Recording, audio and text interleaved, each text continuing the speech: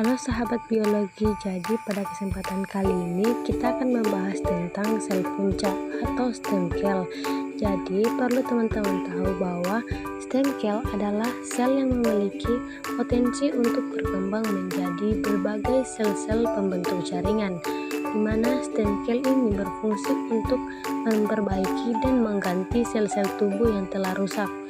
Ketika stem cell mengalami pembelahan, sel yang baru terbentuk mempunyai potensi untuk tetap menjadi stem cell atau menjadi sel dari jenis lain dengan fungsi yang lebih khusus, misalnya sel otot, sel darah merah, atau sel otak.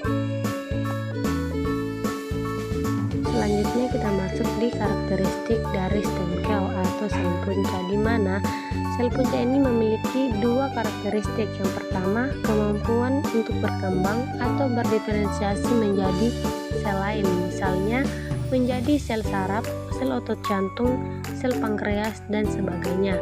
Yang kedua, yaitu kemampuan untuk memperbaharui dirinya sendiri, di mana artinya stem cell itu dapat membuat salinan dirinya sendiri yang identik dengan sel induknya.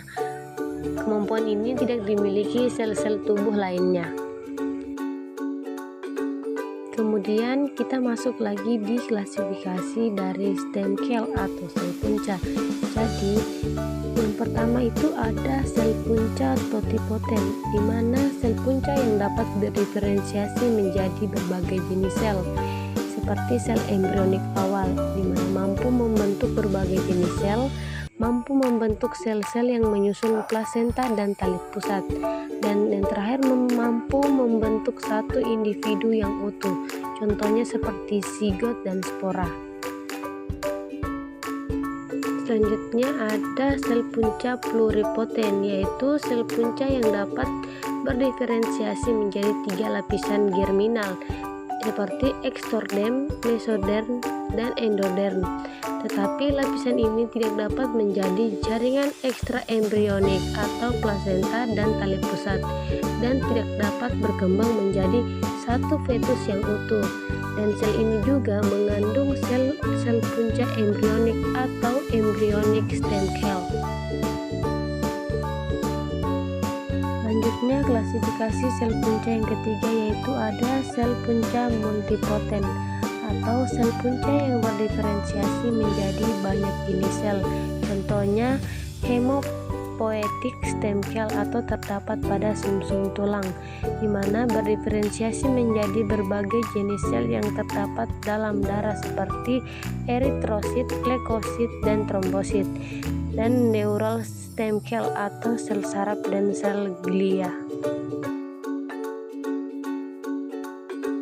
Kemudian klasifikasi sel punca yang terakhir yaitu sel punca omnipotent, di mana sel punca yang mampu berdiferensiasi menjadi hanya satu jenis sel lainnya dan dapat memperbaharui atau meregenerasi diri. Contohnya seperti erythroid progenitor cells, di mana hanya mampu berdiferensiasi menjadi sel darah merah. Baik, materi selanjutnya yaitu cara isolasi dan identifikasi sel punca. Cara isolasi dan identifikasi sel punca ini terbagi menjadi 4 tahapan. Tahapan yang pertama yaitu pengambilan sampel. Pada tahapan pertama ini dimulai dengan pengambilan sampel dari sumber yang mengandung sel punca seperti darah tali pusat, sumsum tulang, atau jaringan embrionik. Sampel ini biasanya dikumpulkan dalam tabung steril untuk menjaga kualitas dan viabilitas sel. Kemudian tahap yang kedua ada pemrosesan. Sampel yang telah diambil kemudian diproses di laboratorium menggunakan teknik tertentu. Proses ini bisa melibatkan sentrifugasi untuk memisahkan sel punca dari komponen lain atau penggunaan enzim untuk mencegah jaringan dan melepaskan sel punca. Kemudian tahapan yang ketiga yaitu pengkulturan sel punca. Setelah diisolasi, sel punca ditanam dalam cawan petri berisi medium kultur yang kaya nutrisi dan faktor pertumbuhan. Tujuan dari tahap ini adalah untuk memperbanyak sel punca sambil mempertahankan kemampuannya untuk berkembang menjadi berbagai jenis sel. Kemudian tahap yang terakhir yaitu analisis penanda. Dilakukan identifikasi sel punca dengan menganalisis penanda permukaan atau ekspresi gen tertentu. Ini dilakukan menggunakan alat seperti flow cytomer atau teknik imunositokimia. Penanda seperti CD34 atau untuk sel punca hematopoietik atau OCT4 dan NANOK untuk sel punca embrionik menjadi indikator bahwa sel yang dikultur memang sel punca yang diinginkan. Nah, proses ini bersifat berulang dan terkontrol untuk memastikan bahwa sel yang diperoleh bersih, aktif, dan siap digunakan untuk tujuan penelitian atau terapi. Materi selanjutnya atau materi yang terakhir yaitu penggunaan aplikasi sel punca. Penggunaan aplikasi sel punca ini terbagi menjadi 4 tahapan juga, yang dimana yang pertama yaitu terapi regeneratif. Sel punca ini digunakan untuk memperbaiki jaringan atau organ yang rusak seperti jantung, hati, atau saraf.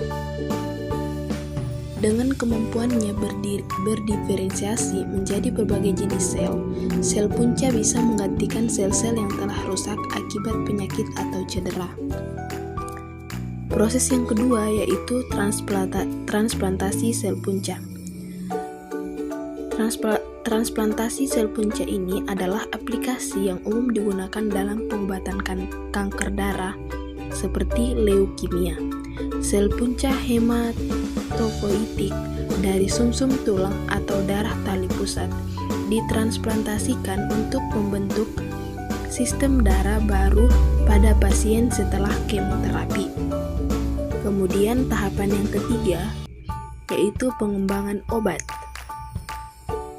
yang dimana pada tahap ini sel punca digunakan untuk menguji efektivitas dan keamanan obat-obatan baru. Sel punca yang dikultur dapat meniru kondisi tubuh manusia, sehingga memungkinkan pengujian reaksi obat secara lebih realistis tanpa harus langsung diuji pada manusia. Tahap yang keempat atau yang terakhir yaitu pemodelan penyakit. Nah, maksud dari pemodelan penyakit ini yaitu sel punca dapat dimodifikasi secara genetik untuk meniru penyakit tertentu. Penyakit ini sangat berguna dalam penelitian karena memungkinkan ilmuwan mempelajari mekanisme penyakit dan pengembangan terapi yang lebih tepat pada sasaran. Nah, keempat aplikasi ini menunjukkan bagaimana sel punca berperan besar dalam kemajuan dunia medis dan penelitian bioteknologi modern. Baik, demikianlah pembahasan kita tentang sel punca, dimulai dari proses isolasi dan identifikasinya, hingga berbagai aplikasinya dalam dunia medis dan penelitian. Semoga penjelasan tadi bisa bikin kalian lebih paham dan tertarik untuk belajar biologi lebih dalam lagi. Dan semoga materi ini dapat menambah wawasan dan membuka pemahaman kalian tentang pentingnya peran sel punca dalam kemajuan ilmu pengetahuan. Terima kasih telah menyimak dan sampai jumpa di materi pembelajaran berikutnya.